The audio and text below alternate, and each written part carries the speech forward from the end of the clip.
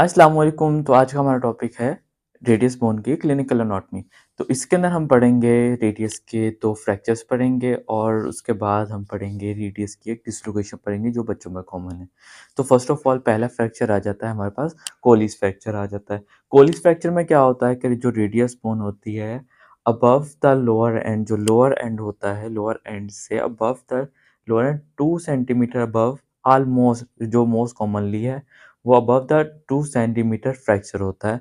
और उसके बाद क्या होगा, जो फ्रैगमेंट होगा, जो फ्रैक्चर बोन होगी डिस्लोकेटेड, वो क्या होगी, एक तो वो बैकवर्ड मूव करेगी और दूसरा वो अपवर्ड मूव करेगी। मतलब यहाँ से बोन अपवर्ड और बैकवर्डली फ्रैगमेंट जो होगा अपवर्ड और बैकवर्ड मूव कर जाएगा और उसकी वजह से पेशेंट की जो हाथ होगा उसकी पोजीशन समथिंग लाइक डिनर फोक की तरह बन जाएगी। जिस तरह फोक होता है वैसे कि इसमें पोजीशन बन जाएगी। इस वजह से इस डिफॉर्मिटी को, इस फ्रैक्चर को डिनर फोक डिफॉर्मिटी भी कहते हैं।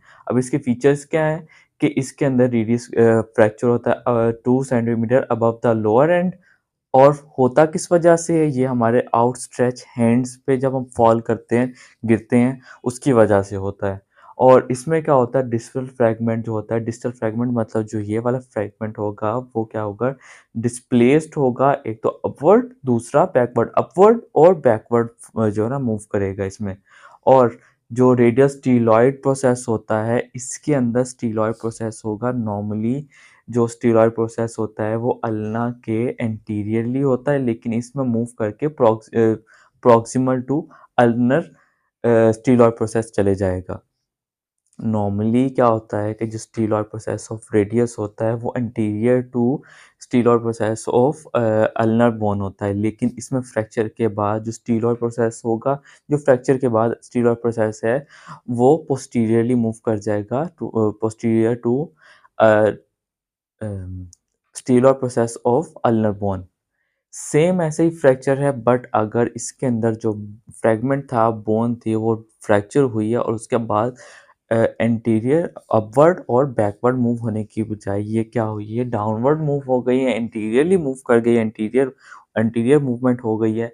तो उसको हम फिर स्मिथ फ्रैक्चर कहते हैं। तो इसमें भी फ्रैक्चर सेम टू सेम है, आउटस्ट्रेच हैंड की वजह से, आउटस्ट्रेच हैंड पे फॉल की वजह से होगा फ्रैक्चर।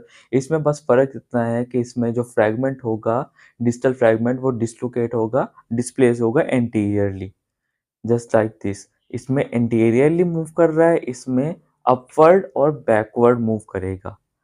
उस डिफ़ॉर्मिटी को मोस्ट इम्पॉर्टेंट चीज़ है कि उसको डिनर फॉक डिफ़ॉर्मिटी भी कहते हैं।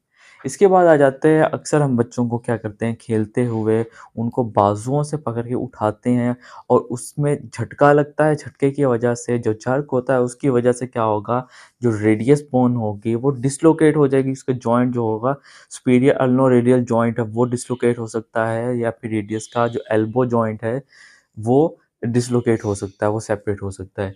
तो sudden powerful jerk on hands, हाथों के ऊपर सडन पावरफुल जर्क लगेगा बच्चों के, may dislodge the head of the radius from the grip. ये यहाँ से रेडियस का हेड जो होगा, रेडियस का हेड अपवर्ड होता है, तो वहाँ से ये डिसलोकेट हो सकता है। इस डिफॉर्मिटी को, इस डिसलोकेशन को हम subluxation of head of radius भी कहते हैं। तो ये थी कुछ क्लिनिकल फ्रैक्चर्स और इसके कुछ डिसलोकेशन।